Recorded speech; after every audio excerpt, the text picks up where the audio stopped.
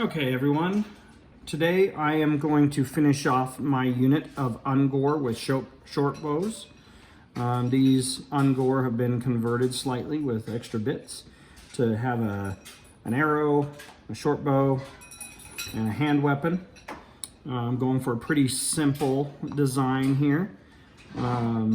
So I've gone ahead and based all the models with Mephiston red. As you can see here, all sprayed up. And I use the Caliban green for their bases.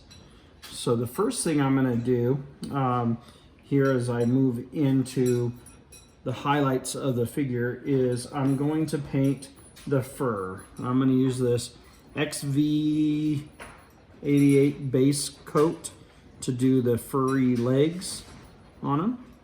And I'll show you what that looks like in a minute. Okay, with the brown done, I've come in and done all the furry on the legs, the back hair, the little chin, done that to all of them. You can see here, so the next layer is going to be the Stormhost Silver. I'll use that on all the little pointy bits and the short bows. We'll go ahead and layer that on next. Okay, that's all the silver bits on the guys. You can see, you know, mistakes happen. We'll go back over that with red before we put the shade on. The next thing is the black. I'll put black over much of the stuff, the horns and whatnot.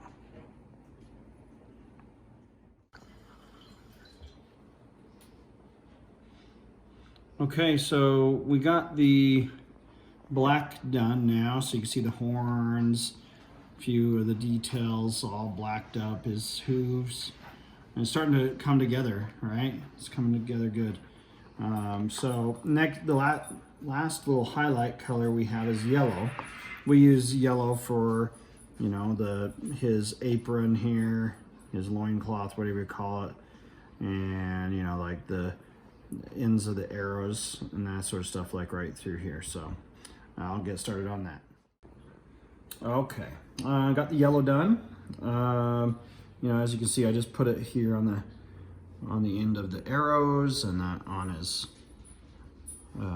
cloth down there and whatnot on each of these. This guy actually had a scabbard.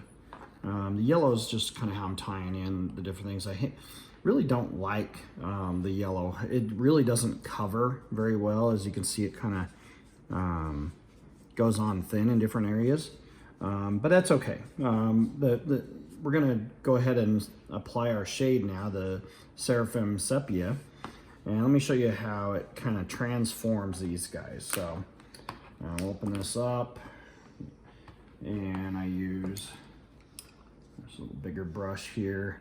And again, if you've watched any of my other videos, I have a liking for gooping this stuff on. It dries up, shows you the details of the modeler, you know, the model itself and how they did it. It takes all these clean colors and makes them look more battle hardened. Brings out the details in the different parts.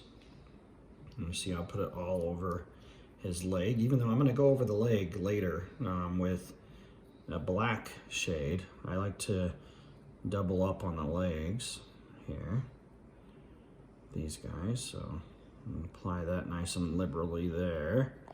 Make sure we get the back in here. And yeah, just when you're applying these shades, you don't need to go light because they basically dry up to nothing and they pull into the smaller areas where you want that look. So see, we'll go ahead and apply that to all of them, and then I'll show you the next step. Okay, got that first wash done. You can see now we can see some of the details on their body and the face especially. Let's see, there we go. And it looks a little bit more realistic at this point.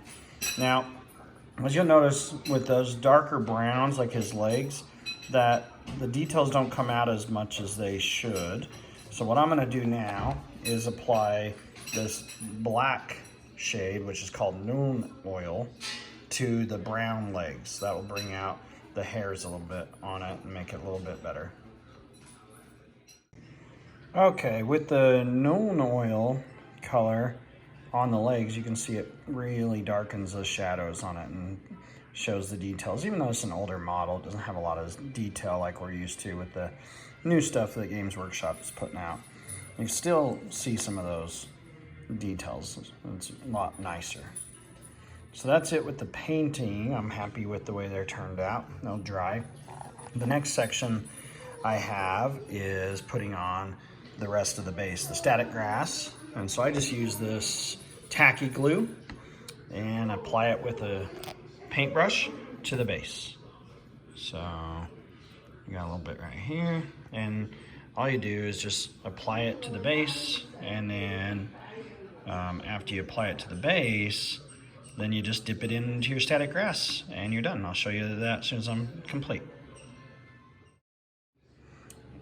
Okay, there we go. Static grass applied and glued. And 5 more Ungors with short bows added to my squad. Thank you guys for watching. If you made it this far, please like and share, and we'll see you in the next video. Thanks.